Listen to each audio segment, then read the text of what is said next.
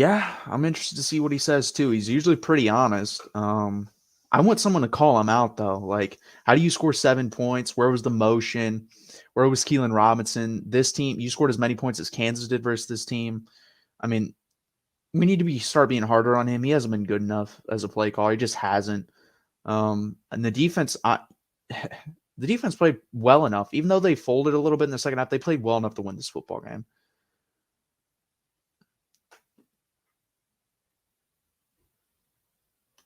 Yeah, that's true. He does run into a brick wall. Yeah, compare a brick wall to running through holes. That's basically what you're comparing. 2021 is the year of the super seniors. I'm not surprised Texas losing these games. We have no. Yeah, it's fine with losing, but we shouldn't be getting blown out. Your talent level's too good to get blown out by 24 points on the road versus at Ames. By the way, that will probably be the last time we play there, and we've lost the last 2 times. So thank you. I don't want to go back there. Hopefully, we're in the SEC at that point. Um, Stadium has not been kind to us, and I believe this is the latest in the season. We've been under 500 since the Charlie Strong era. So, yeah, not good.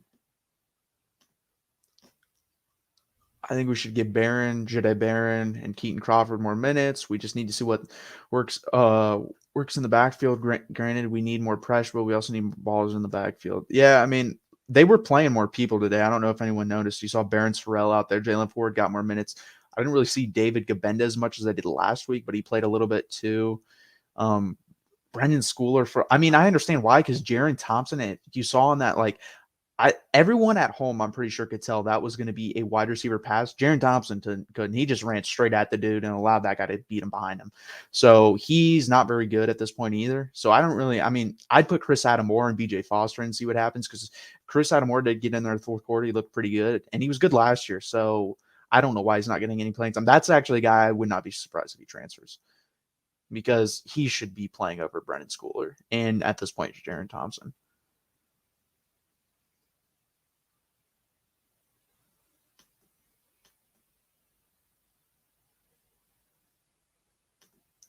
Do you think Herman would have done better? I don't think so. Yeah, I do think Herman would have done better this year. But the thing is, this isn't. I hate that people are saying we should have kept Tom Herman for this year. Why? It would have been his 5th year. If this team goes 7-5, which I think they probably would have gone with Tom Herman, max 8-4. Right here, let's put it this way: if Tom Herman was 8-4 still here after this year, would you want him fired? I would. So yeah, I think that's what he would have been, and I'm glad we fired him. Now, we have to. You can't not make a bowl game in your first year. Like, if you look at the coaches who have struggled in the first year and then taken off their second year, they've all made bowl game. They've, for the most part, all made bowl games. Obviously, Baylor and Mel Tucker at Michigan State, those were kind of different situations with COVID. But if you look at like the national championship type winning head coaches, like obviously Kirby Smart hasn't won a national championship, but he's got a good chance this year, and he's been to one. He struggled in his first year, but they were bowl eligible. Nick Saban struggled in his first year; they were bowl eligible. So you have to be bowl eligible at least this year. You have to be. You cannot miss a bowl game. And we need the extra practices with all the young guys. Like, people forget about that. I think you get like 6 to 10 extra practices. That's a big deal. You may even get more than that. I'm not 100% sure, but you get a decent amount of extra practices. We need that. So we have to be bowl eligible. I actually disagree that BJ Foster is a great tackler. Okay, I'll give you that. I think he's a good tackler. Slow, yeah, but he's not. He's also, again, why are you putting him back there? He should be within 12 yards of the line of scrimmage at all times. At all times, he should not be any deeper than that. That's the max, 12 yards. He should be. If he's 12 yards or 12 yards and in, he's good. He's a great box safety. He should not be back there playing the ball. He just shouldn't. And Brendan Schooler shouldn't be on the field at all. And Jaron Thompson, I don't know what the hell happened to him. He hasn't been very good this year.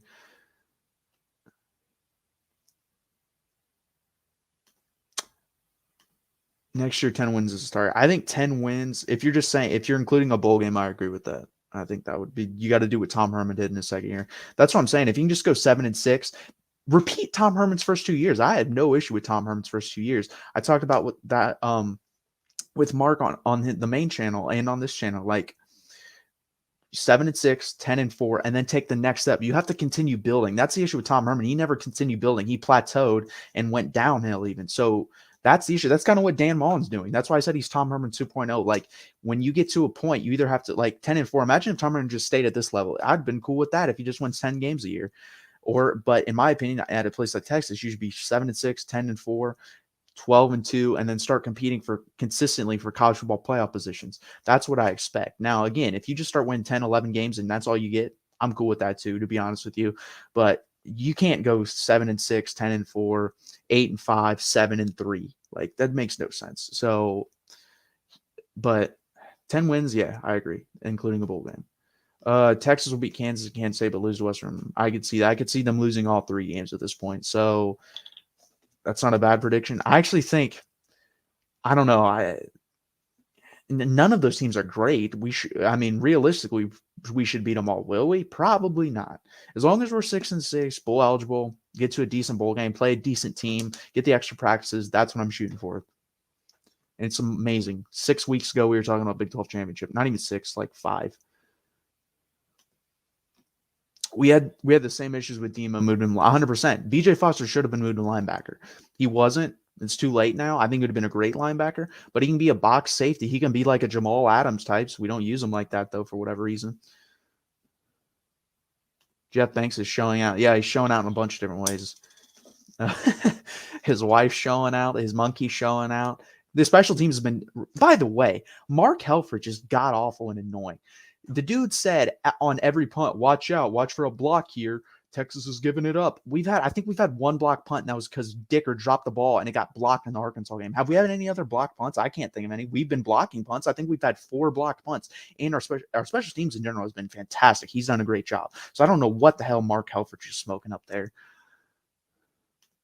People are crapping on development in Texas. We can't blame Sark for the PK. No, PK made top 10 units with 3 stars next year defense. I 100% agree. Like, this staff isn't responsible for the bad developing. The last couple staffs are. The last staff to develop well was Mac Brown. So I agree.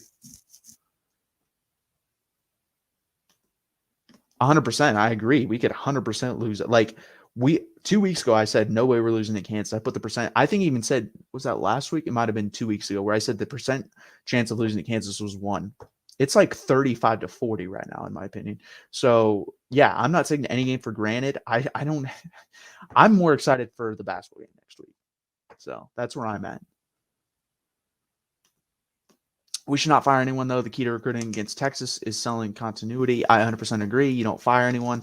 It's going to be, I'm going to be honest with you. We lose to Kansas next week. Like I said, it's going to be hard to sell anything. Anything. We couldn't sell snow to an Eskimo if we lose to Kansas next week.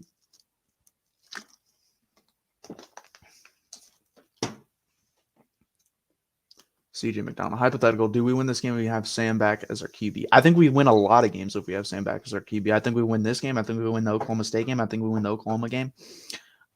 Sam is one of the most underrated players in program history. Not just, he was a decent player, but it was the care that he had, the love that he had for this program, the leadership. We really missed that. And I think people are starting to see that and realize what we had with him. And it's a damn shame he didn't come back with Sark, because I think he would have done a really good job, especially if Sark would have actually allowed him to run. Running in this offense I think he's way more accurate than the quarterbacks we have now. And I think he's just underrated. There's so many things. I don't want to go on a Sam Ellinger tangent, but it's just bad. J activist, this is a low point, can only go up. I don't know if this is a low point. If we lose to Kansas next week, that's the low point.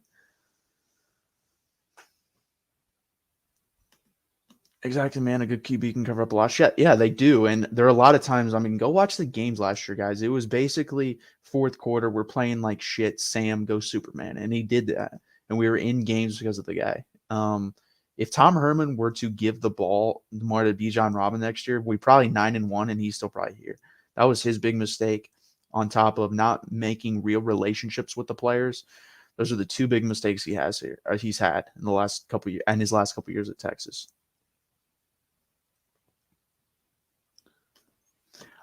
And I will say it again, he never had an arm, but I don't think I agree. He didn't have a big arm, but he had an accurate arm. That's why he's in the NFL.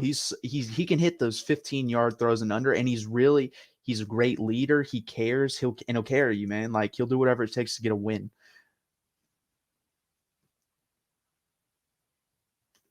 Sam had a solid tackle.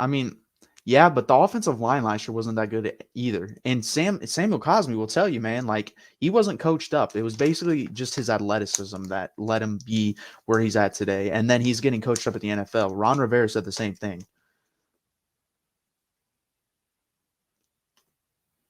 If they lose to Kansas, Sark better go look in the class. Sark, if Sark loses to Kansas, the internet will explode. The message boards will explode. Recruiting will go to shit.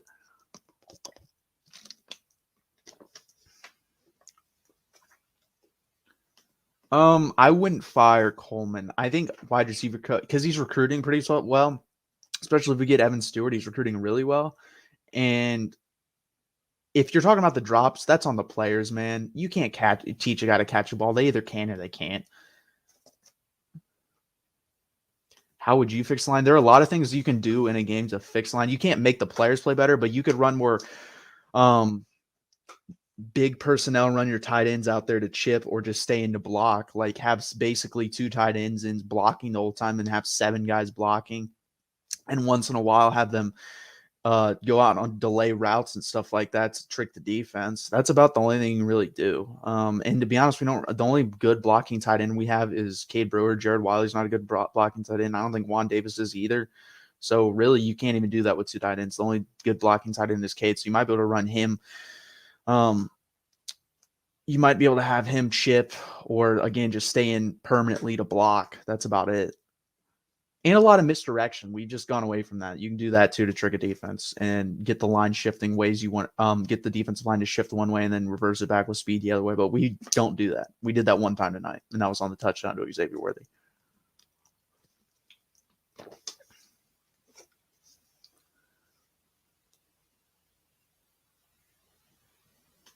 Yeah, they could. They didn't really do that. I didn't really see much. Will McDonald's a beast. Obviously, he broke their sack record tonight. He's really good. He'll probably be a day 2 pick in the NFL draft.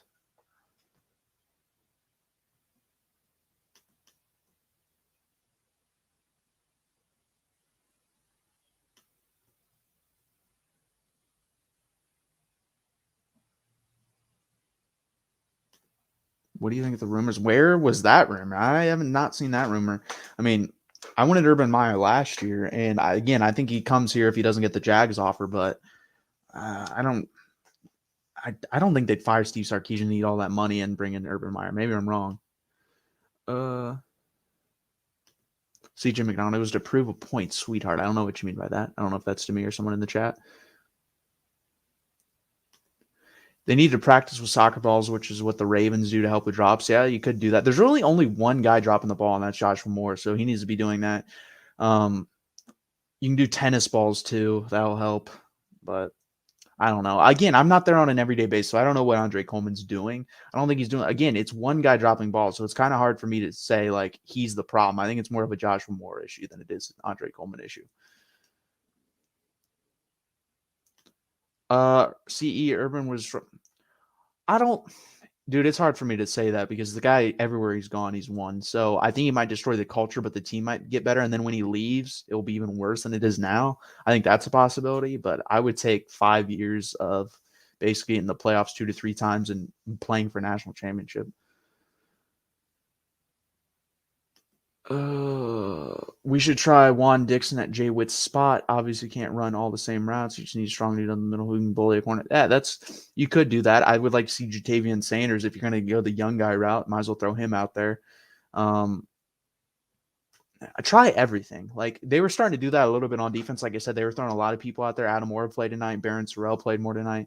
Jalen Ford played tonight. By the way, played well again, so he should definitely continue to get playing time.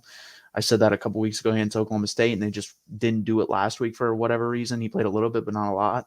Played more tonight, I feel like. Isaiah, the fact that Banks with the stripper is a testament to his recruiting. Man speaks, and it's smooth as butter. Hope they can.